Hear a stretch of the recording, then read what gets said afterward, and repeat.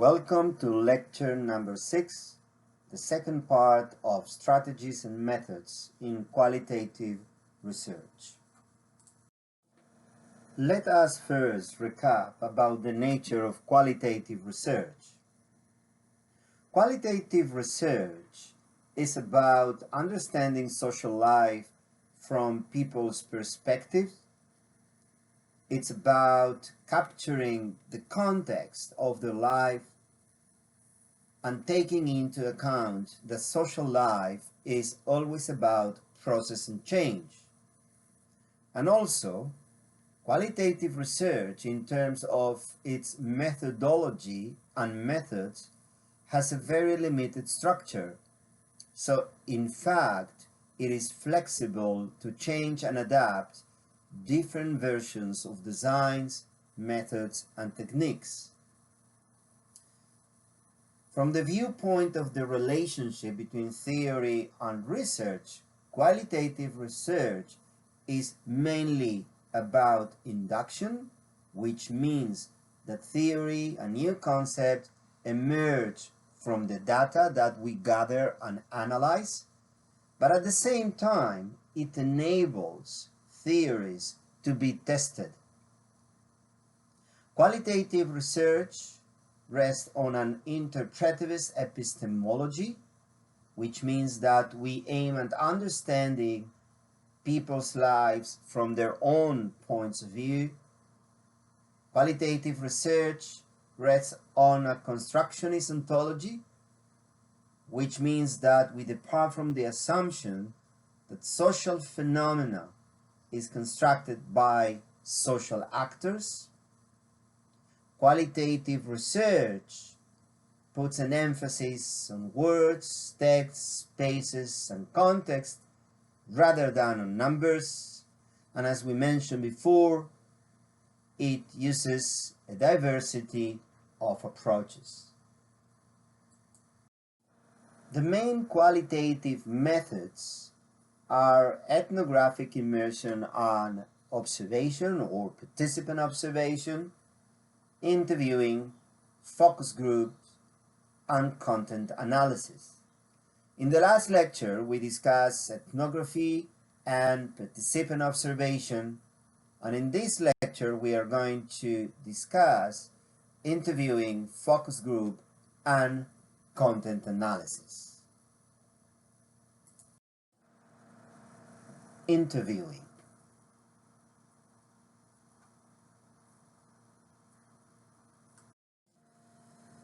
In qualitative research, an interview is a conversation between the researcher and the participant in the research, where the goal of the researcher is to gather data that will help them answering the research question. The very first step in arranging interviews with participants is to gain informed consent from them.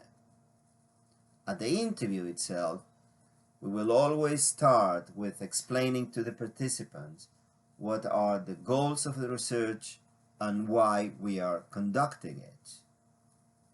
In qualitative research, we distinguish between semi-structured and unstructured interviews. We will say a few words about this in the next minutes. There is always a question of how we start and finish the interview and how to move from one question to another. Should we prepare a schedule or guide for the interview, and how this guide should be put together? There is also the question of where the interview should take place. The answer is that generally it should take place in a space where the informant or the participant feels more comfortable. Interviews are generally recorded with the consent of the participant and, if possible, even videotaped. Once the interview is finished, we will need to transcribe the interview, and the last step will be to analyze the content of the interview by analyzing the transcription of it. Let us say a few more words about the qualitative interview. Whereas in quantitative research, as we will discuss more extensively next week, the approach is structured in order to maximize reliability and validity of measurement of key concepts in the text of the interview. And also, the interview tends to reflect the interest and concerns of the researcher. On the other hand, in qualitative research, since there is an emphasis on the participants themselves, on their perspectives, their experiences and point of view, the interview should be scheduled and conducted in a much more flexible way so as to adapt the conversation to what the interviewees see as relevant and important. Generally speaking, in qualitative interviewing, the researcher always prefers rich and detailed answer, and it tends to be very similar to a regular conversation between two persons. In addition, in qualitative interviewing, the interviewee may be interviewed on more than one occasion and sometimes on several occasions. Whereas in a more structured interview, unless the research is longitudinal in character, that is, that it's conducted at various points in time, the participant will be interviewed on one occasion only. What is the process through which we eventually end up asking questions in an interview? We always start for our very specific, already written research questions, and from them we deduce a set of topics and themes that we want to inquire about them in the interview. Then we try to make clear to ourselves what exactly is that we want to know from the viewpoint of the interviewees and that can answer the research question. The next step will be to write for ourselves a set of prompts that can help us moving from one topic to another during the interview. As you see, this is more applicable to an unstructured interview rather than a more structured interview where generally we will write down the very specific questions that we want to ask and go through them linearly during the interview. In this slide, I address the practical aspects of how to put together an interview guide for unstructured, in-depth interviews.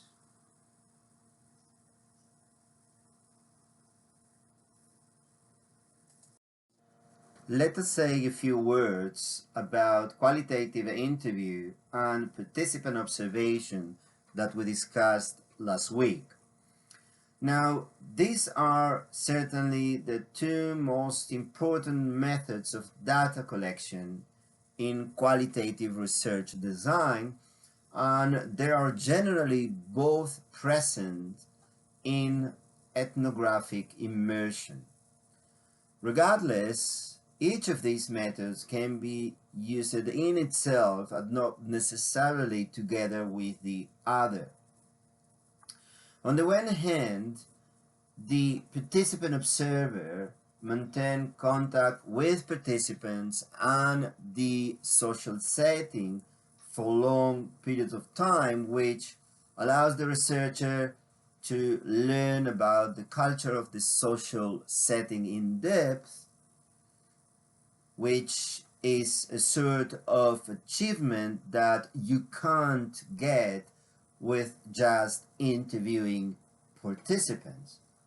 On the other hand, there are issues that are very hard to see just by observing the social setting, but can be deduced through interviews. In addition, the reactive effects that we talked about in the past in regard how people in a social setting react to the fact that are being observed can also happen in interviews when informants or participants try to adapt themselves to the questions that are being asked instead of answering naturally. And one more point is that surely in participant observation through ethnographic immersion, researchers tend to be intrusive towards the participant and the social setting, and this is something that doesn't happen in interviews, as interviews tend to be far less intrusive in people's lives. We move now to the next qualitative method of research of collecting data, and that's the focus groups. What is a focus group? The focus group technique is a method of interviewing that involves more than one person, more than one participant, usually at least four, and it can be also up to less than 10 people. So essentially, focus group is a way of interviewing. We generally audio record the focus group interview, and if possible also try to video record it. And this is because having the two sets of data will help us eventually analyzing the record from the interview. In the focus group, the researcher is interested particular in the interaction between the individuals in the group as members of that group in regards to the particular theme, topic, experience, or issue that the researcher wants to investigate. So in a focus group, we will be interested in seeing how people respond to each other's different opinions and interventions in a range of issues, and also in relation to their own tensions and conflicts within the group. The person, part of the research team who actually runs the focus group session, is usually called the moderator or facilitator, and also on top of this person, the team will include people taking notes to register, to record what is going on during the interview in the focus group. As with the individual interview, in this slide, you have a practical guide to the different aspects of actually preparing for conducting a focus group, its logistics, and also the roles of the different researchers in the team conducting the focus group.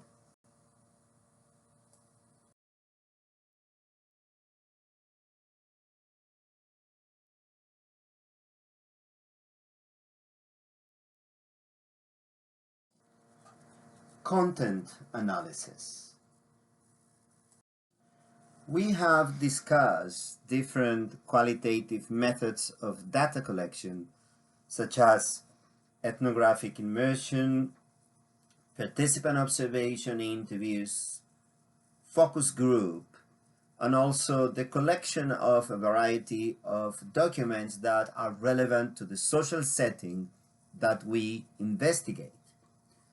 Now, all these methods, what they actually create is written material. And this written material need to be analyzed. So the next step is the analysis of the written language in these reports and documents. These sort of analysis need to be intersected with other forms of data collection that are produced during the use of all the methods mentioned above. This data collection is about registering the emotions of the participants, their forms of social interaction, the particular characteristics of the social setting, and a range of contexts that are relevant for the analysis. In terms of the analysis of written language, there are three important and known methods of analysis. These are conversation analysis, discourse analysis, and critical discourse analysis. We are not going to delve into the particularities of these different methods, as I believe this is more relevant in a specialized course in research methods. We are now going to understand more generally what it means to analyze written content. The goal of content analysis, which is the analysis of written language in the reports and documents that we gather during the use of the qualitative methods, is to identify patterns in the recorded communication. This means to understand the meanings, the purposes, the messages, and the effects of the communication that took place during the application of the methods, whether these are interviews, focus group, or observation.